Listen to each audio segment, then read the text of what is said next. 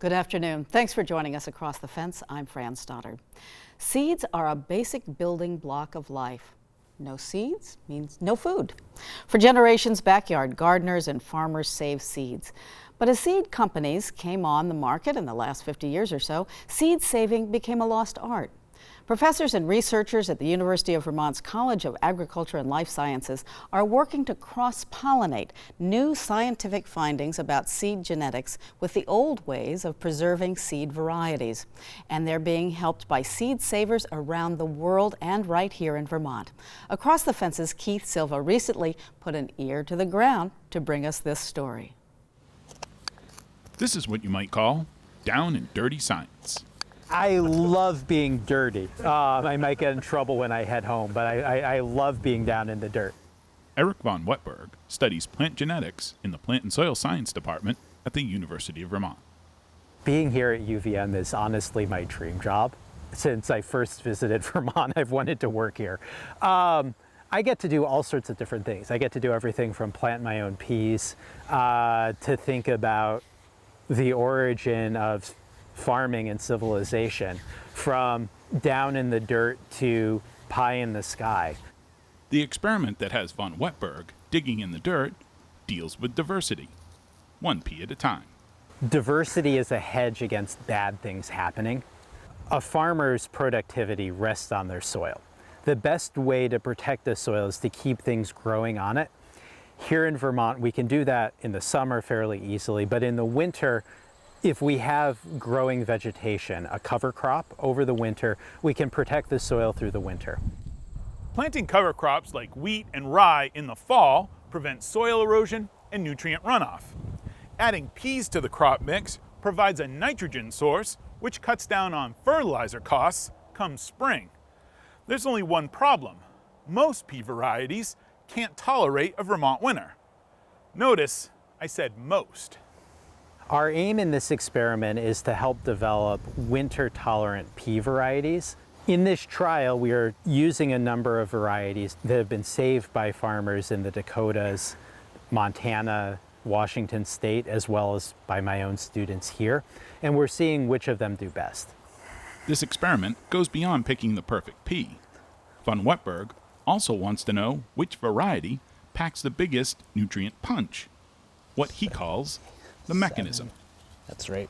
One of the things that I'm most interested in is how the climate and the agricultural system where varieties came from impacts the genetic diversity we see.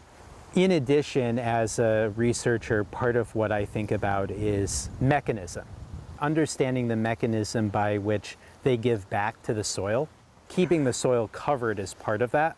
In modern breeding, because we're so focused on yield, we've overlooked what the crop is putting back into the soil. So by working with seed savers, we can assemble that diversity and look to see how it in turn impacts the soil and the subsequent crop. This one rolls off the tongue, PS113024W. The peas in this experiment aren't any off-the-shelf garden variety. They've been selected, bred, and saved over generations by researchers like von Wetberg and by people like Sylvia DeVats. Pineapple fog. It's my new favorite this year. A lifelong gardener, DeVats began saving seeds out of necessity. I had a backyard where I grew tomatoes, and I had an asparagus patch and raspberries and all sorts of things. But I began to notice that some of my favorite varieties were disappearing from the seed catalogs, and I found this really alarming. And so that was one thing that sparked my interest in getting started. Seed saving dates back to the dawn of human civilization. It's only within the last 100 years that this practice began to go out of style as agriculture became more commercialized and corporatized. For DeVats, Seed saving is a bridge between agriculture's past and its future. All of those generations of farmers who came before us, for whom seed saving was a natural part of the growing cycle. Nobody didn't save seed. If you farmed, you saved seed. You needed it for yourself. You needed it to share with others in your community. And so I don't consider myself anything more than an agent or a steward. These seeds came to me from generations of people who saved them and preserved them and developed them. It's my job to keep them alive so that they are available for future generations. As you can see, the little capsules are opening up here. DeWatt began saving seeds for von Wetberg in order to preserve crops considered too niche for commercial seed suppliers. Crops like the Vermont Hubbard squash. Preserving these unique varieties of vegetables plants a seed, so to speak, for future generations. Some of us who are seed savers who've been doing this for decades are getting older, and we need to find a way, first of all, to pass our knowledge on to others, to pass our collections on to others, and to make sure that all of this work and everything that we have worked so hard to preserve and keep alive and maintain, that it doesn't end with our generation. At his lab, von Wetberg is surrounded by seeds. There are seeds drying on the windowsill, and seeds sealed in plastic packets and paper envelopes, and still more seeds frozen for safekeeping. Freezing seeds is not ideal. Ultimately, a seed is a living artifact, and when we put them in a freezer, we're perhaps moving away from the culture that went with the seeds. Part of what we do as researchers is provide a stopgap. As a teacher, a large part of what I try to do in my crop breeding course is teach applied seed saving so that there's a generation to follow Sylvia and other seed savers here in the Northeast. Each seed that's being preserved here represents a legacy, gifts that will continue to give and grow for generations to come. It is amazing to work with seed savers because the insights they have, the diversity that they've preserved are stunning. It's a pleasure to be a part of the farming community in Vermont. We have such a unique landscape and agricultural heritage. You know, it's fun to understand it, or try to understand it.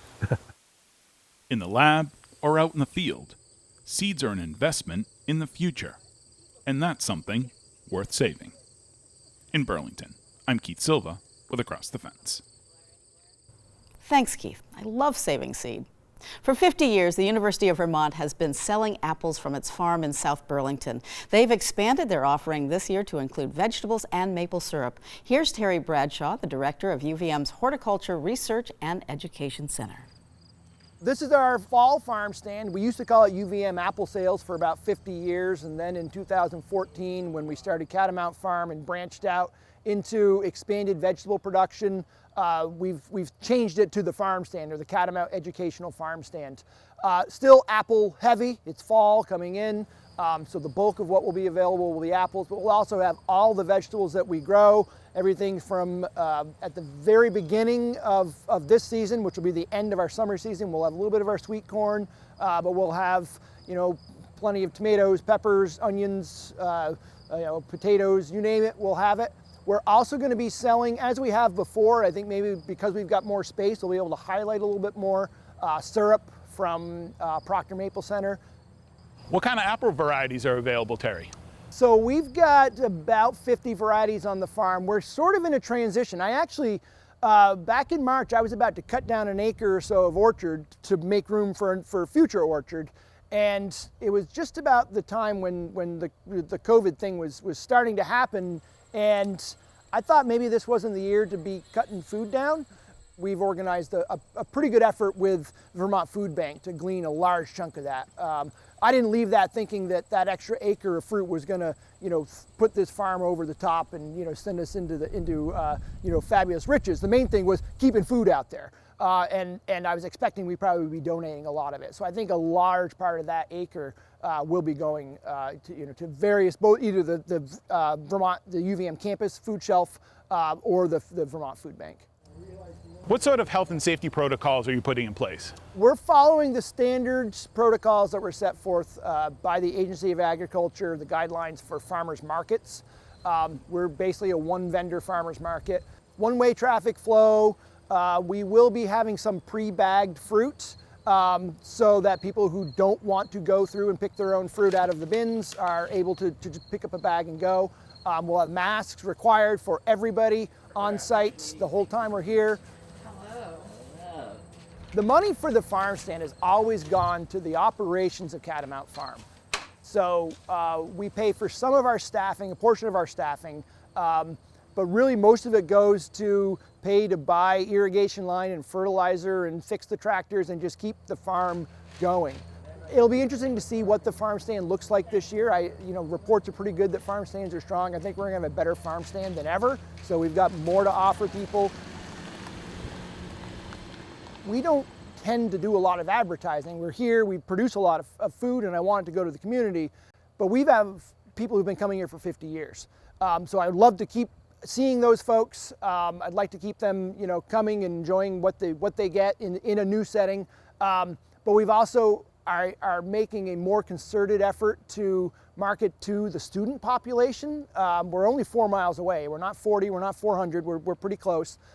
So I would love to get more students down here and community members. You don't have to be a UVM faculty or staff to come in the farm stand. In fact, most aren't. Neighbors, friends, just people who are interested in seeing what we do here. Good afternoon. Me too. This is a really cool place. There's a reason I've stuck around for 25 years here. And so one thing I'd like to do while we're here, because we have a lot more space in the stand, is maybe put up some displays and highlight some of the other work that we do so people can learn about what the Horticulture Center is about. The farm stand is open every Friday until November 6th. So you've still got a couple more weeks to get your apples direct from the farm. The UVM Horticulture Research and Education Center is located at 65 Green Mountain Drive in South Burlington. For more information, look for them on Facebook at UVM Catamount Farm. And that's our program for today. Thank you for joining us across the fence. I'm Fran Stoddard. Stay well.